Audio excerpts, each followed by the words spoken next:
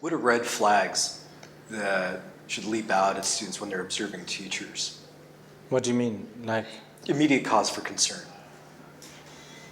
What should the student do? What traits or behaviors or events involving a teacher should be of immediate concern to a student? From the guru's side? From the guru's side? No. So the student's observing the guru. Right. So then What the is guru does X, Y, or Z. And my question is, among guru's activities X, Y, or Z, what should be of immediate concern to a student? A certain pattern of behavior of a guru? Yes. Once you have taken him as the guru, I don't think you can. That's the problem. But before that, everything what he does, you should be concerned.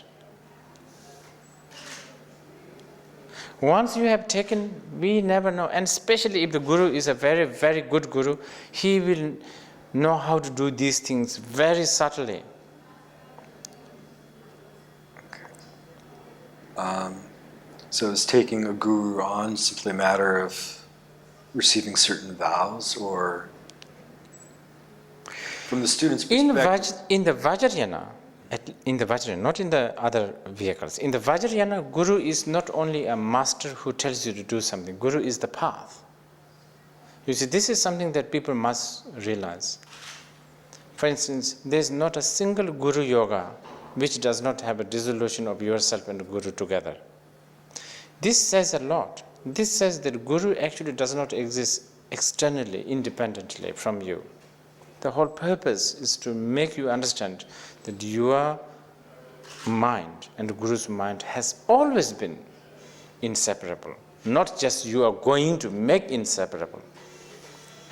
Meaning that the outer Guru, the human Guru that you share your sorrow or happiness with, is actually just a tool, but a very important tool, of course. I think if people can understand that this sort of non-duality aspect of the Guru, and if people can understand the Guru is the path, then I think the Guru devotion and all that path may become slightly acceptable, I guess, in the critical mind.